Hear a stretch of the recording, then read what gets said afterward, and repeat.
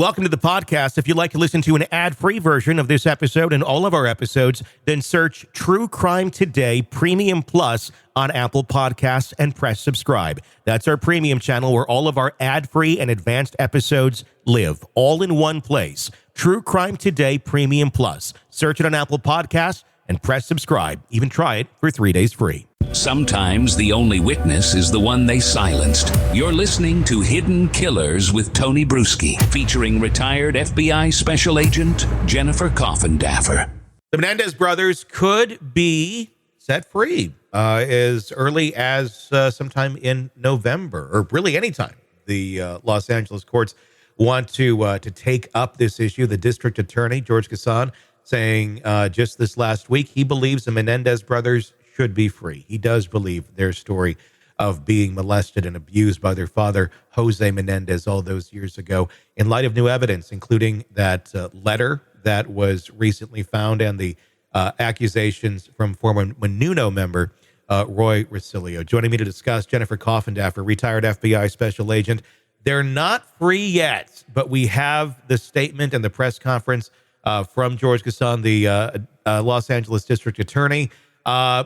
Are they going to be free? Could there be other hiccups in this process going forward that may not lead to the bright day that a lot of people think are about to take place?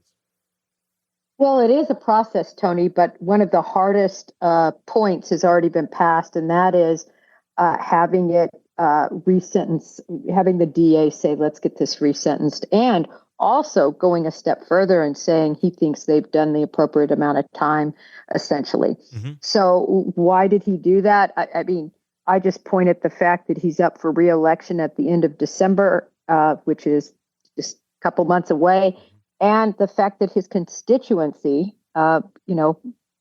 all got behind this movement. When you look at some big names, we know Rosie O'Donnell, the Kardashians, many others, that are totally behind their release. Mm-hmm. Because really at the crux of this, Tony, to me is, do you or do you not believe that the Menendez brothers were sexually horribly molested and raped for years and years in their childhood? Mm-hmm. If you believe that, and many people do, they believe they've served their time. For me, I just don't believe it. It's not... It just comes down to the timing of everything. How in the world did we not hear word one about this? Not with his first attorney, not in hours and hours of tapes, which were privileged and confidential with their therapists.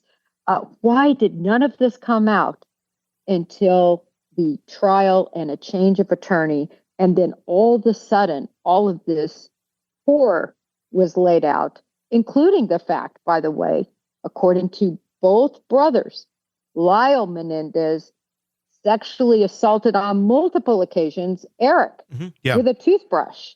Yeah. So, and then, of course, everybody says, well, how would he know to do that as a child? Well, it wasn't like he was 8. They were about 3 years apart or so, and they're very ambiguous about all of that. But I just feel like it's contrived. People say, well, nobody could be that good of an actor. Well, go back to the 911 tape. I mean, it was all very well planned. They took their time. They set out their alibi. They went back to the house. They staged this 911. Listen, if they would have called right after the murders, called the police and said, oh my God, my parents were going to kill me. We couldn't take the sexual abuse anymore. This is what's been going on in our life.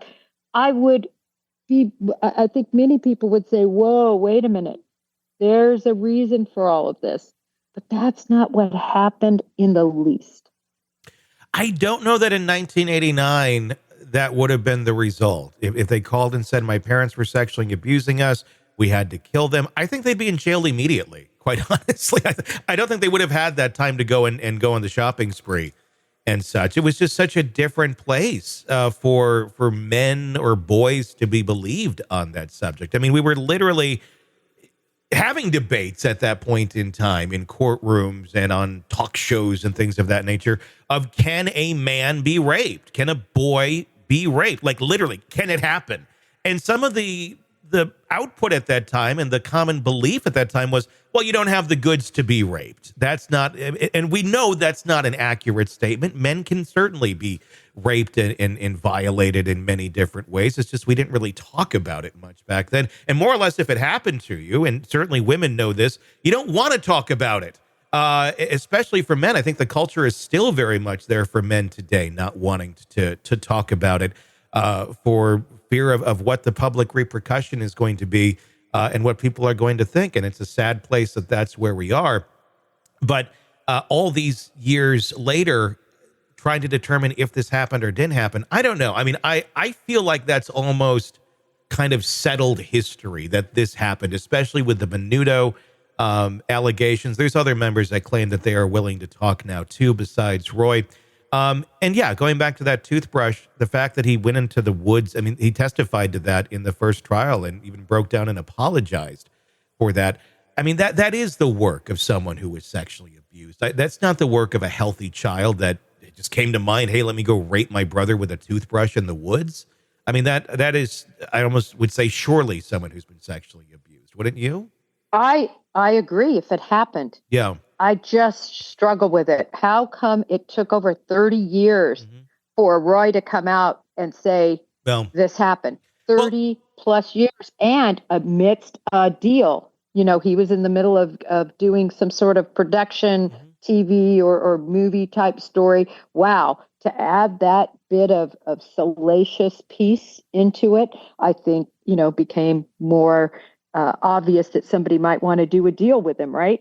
And then the letter hasn't been authenticated. My point is, how much time was really spent on authenticating this abuse? I know family members are coming forward and saying, listen, he treated them bad, but of course, none of them have firsthand knowledge of anything that happened. Yeah. Look, it's easy to judge from the sidelines. It's easy to say they could have done it a different way, or why didn't they just walk away? But here's the thing about abuse.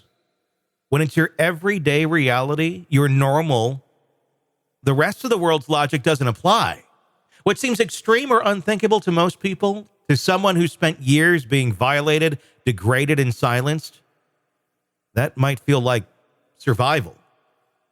The Menendez brothers didn't grow up in a world of options. They grew up in a world of a gilded cage where the person that was supposed to protect them was their tormentor. And whether we like it or not, there's a psychological cost to enduring that kind of betrayal for years. Does it excuse their actions? No. Does it explain them? Abso-frickin-lutely. It's not just about the money. It's about the finality. Desperately escaping the control of their abuser. And if we condemn them outright, are we ignoring the bigger issue? How many victims of abuse, desperate and cornered, make choices we'll never understand? And how do we as a society respond? By labeling them monsters or trying to understand the madness that they live through? Yeah, there's people out there who lie. Yes, there are manipulators. But the idea that we should dismiss abuse just because someone didn't disclose it the way we think they should have, that's dangerous. Trauma doesn't work on our timeline. Justice shouldn't either. So here's the real question. What do we do when survival looks like a crime? Do we keep punishing victims for not being perfect? Or do we start acknowledging that the messy reality of trauma, however uncomfortable that might be, is there? And sometimes the actions that go along with it may not always fit perfectly into the book we want to close it into. I'm Tony Brueski. If you want to stay up to date on this case and the other cases that we follow for you, be sure to press subscribe wherever you download podcasts. Strap in and get ready to go back in time. Gen X Time Machine is here to transport you back to the glorious days of neon, big hair, and cassette tapes that always needed rewinding. To figure out where Tupperware went wrong, we kind of got to start at the beginning. Remember when MTV actually played music videos? Or when lunch wasn't complete without Dunkaroos? Yeah, a little bit like trying to recapture the magic of a bygone era. We're diving into all that and more more. So if you want to relive the 80s and 90s in all their retro glory, hit up Gen X Time Machine wherever you get your podcasts. VHS is looking like the obvious winner, right? Oh, and don't forget the rise of the video rental store. Remember? Subscribe, because who doesn't need another excuse to avoid adulting? You're welcome. The Gen X Time Machine.